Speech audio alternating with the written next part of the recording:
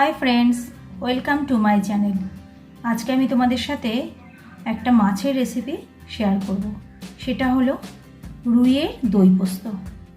রুইয়ের দই পোস্ত বানানোর জন্য আমার যে যে উপকরণগুলো লাগবে সেগুলো তোমাদের আমি দেখিয়ে দিচ্ছি। রুই মাছ নিতে হবে। রুই মাছের পিসগুলো আমি রিং পিস নিয়েছি। রুই মাছটাকে আমি লবণ দিয়ে হলুদ দিয়ে মাখিয়ে নিয়েছি। আর যে যে উপকরণগুলো লাগবে সেগুলো দেখিয়ে দিই।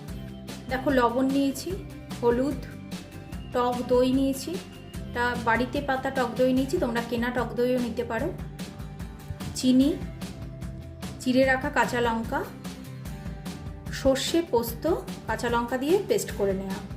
এখানে 4 চামচ মতো পোস্ত আছে আর 1 চামচ মতো সর্ষে আছে, টেবিল চামচ। এখানে নিয়েছি কালো জিরে ফোড়নের জন্য আর গার্নিশিংয়ের জন্য ধনেপাতা। এবার চলো আমি কিভাবে এই রান্নাটা করব সেটা তোমাদের দেখাবো। মাছ ভাজার জন্য আমি তেলটা গরম বসিয়ে দিয়েছি। প্রথমে মাছটা ভেজে নেব। তেলটা ভালো গরম হয়ে গেছে।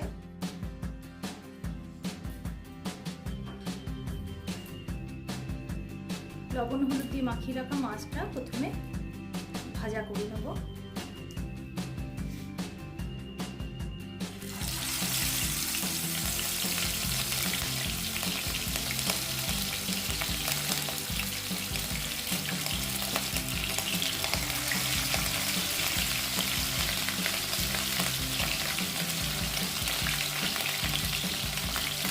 সব মাছ একবারে দেবো না,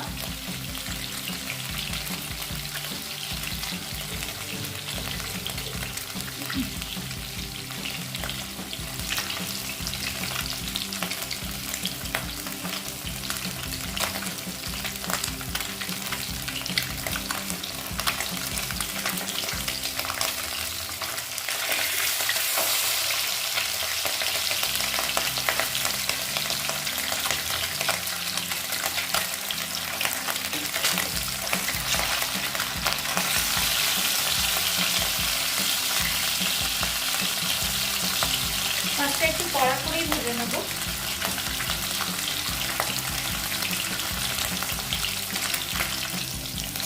দেখো, মাছটা ভাজা হয়ে গেছে, আর কড়া করবো না। মানে এরকম কড়া ভাজলেই হবে। এবার আমি মাছটা তুলে নেব।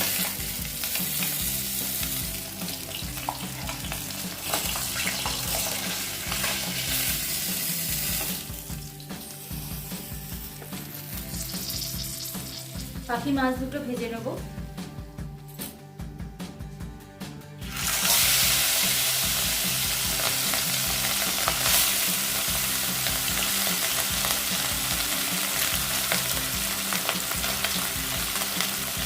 মাছ ভাজার সময় গ্যাসটা বাড়িয়ে নিয়ে ভাজতে হবে।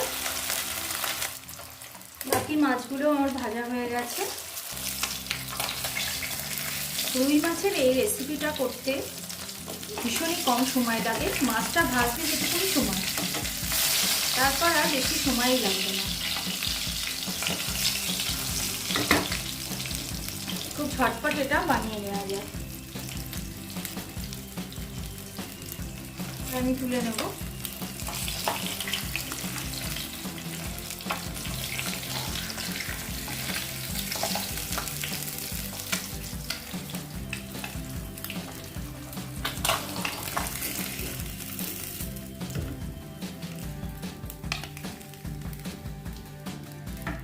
দেখো, মাছ ভাজার জন্য যেহেতু বেশি তেল দেওয়ার প্রয়োজন, তেল বেশি মনে হলে তুলে নেওয়া যেতে পারে। আমি একটুখানি তেল তুলে নেব।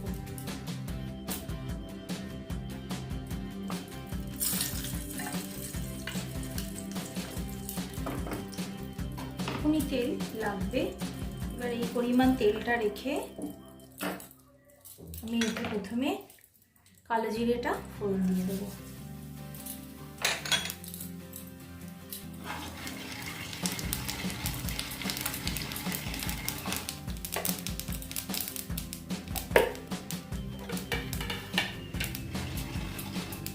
কালো জিরে খুব ভালো মতো ভাজা হয়ে গেলে গ্যাসটা কমিয়ে দিয়ে পোস্ত সর্ষে বাটাটার মধ্যে পরিমাণ মতো হলুদ নিয়ে আমি এটা তেলে দিয়ে দেবো।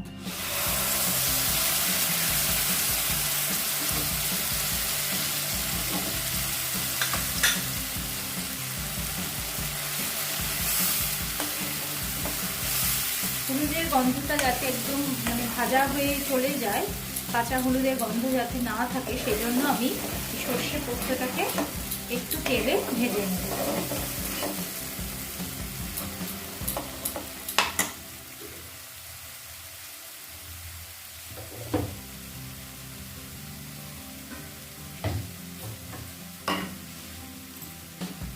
এবার এতে আমি বাটিটা ধুয়ে একটু জল এতে দিয়ে দেবো।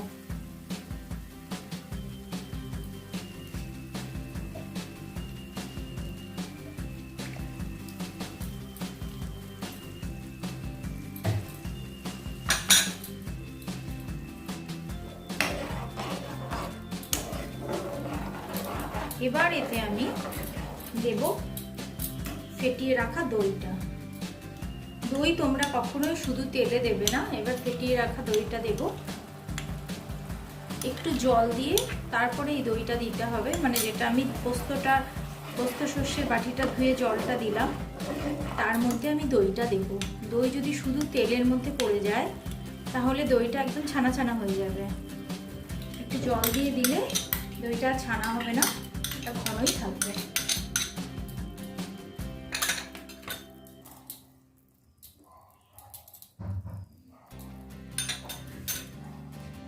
দেখো দইটা একদম পোস্ত সর্ষের সাথে মিশে গেল।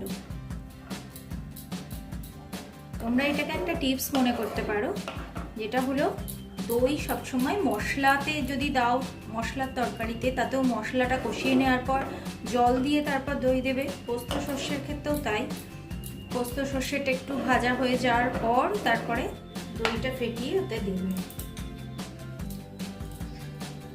এবার এতে আমি পরিমাণ মতো লবণ দেব। লবণটা প্রথমে অল্পই দেব, প্রয়োজন মনে করলে পরে আবার একটু দেওয়া যাবে। আর যেহেতু এটা একদম পুরো টক দই, সেই জন্য এতে খুব অল্প একটু চিনি দিতে হবে। কেউ যদি চিনি মাছে খেতে পছন্দ না করো তারা তাহলে চিনি তাতে দেবে না।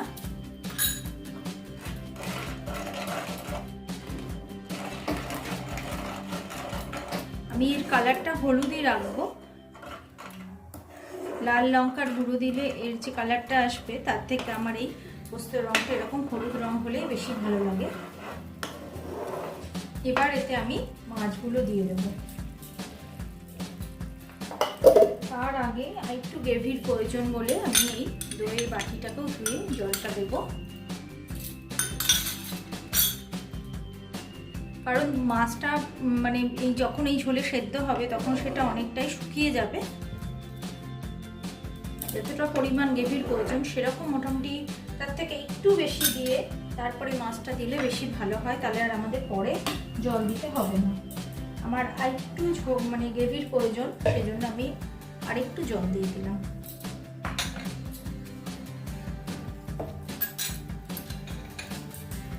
এতে এবার আমি মাছগুলো দিয়ে দেবো।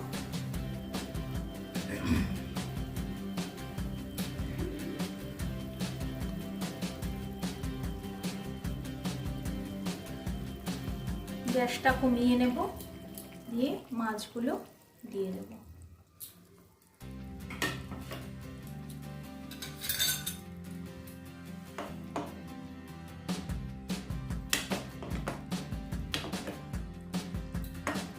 এবার এতে আমি মাছটা সেদ্ধ হতে দেব। মাছ ভাজা হওয়ার পরও একটু মানে এর টেস্টটা ঢুকতে হবে, সেজন্য এবার আমি এতে ঢাকা দিয়ে দেবো।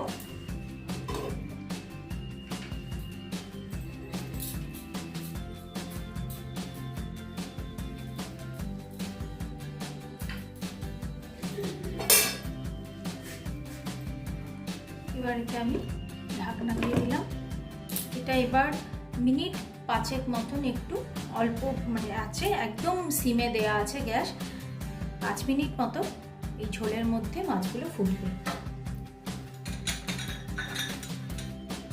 আর তোমরা তোমরা যদি আর একটু ঝাল খেতে পছন্দ করো, আমি আগে পোস্ত বাটাটাতে 2টো কাঁচা লঙ্কা দিয়েছি, আর একটু ঝাল ভালোবাসলে এই ফোটার সময় এতে আর 2টো লঙ্কা দিয়ে দিতে পারো। একটা লঙ্কা দিয়ে দিলাম,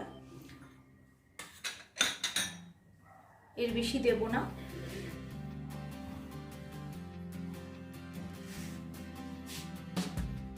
দেখো মিনিট 5 হয়ে গেছে, এবার আমি ঢাকাটা খুলে দেখছি।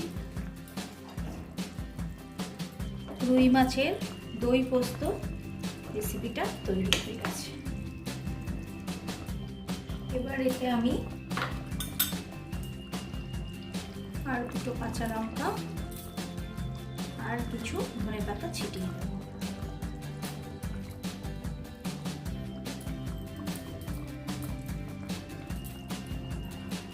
গ্যাসটা আমি অফ করে দেব এবং একটু চাপা দিয়ে রাখবো।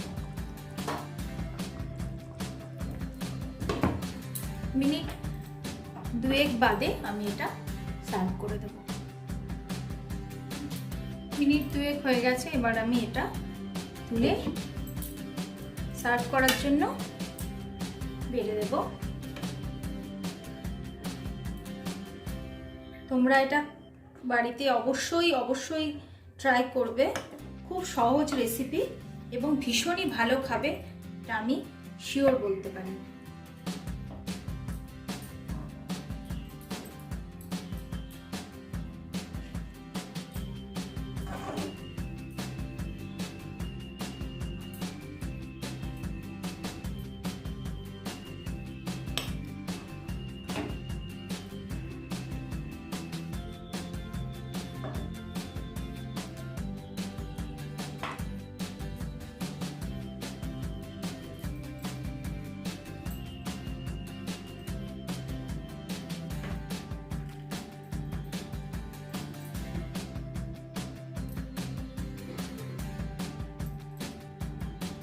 ধনেপাতা আর কাঁচা লঙ্কা দিয়ে আমি এটা গার্নিশ করব।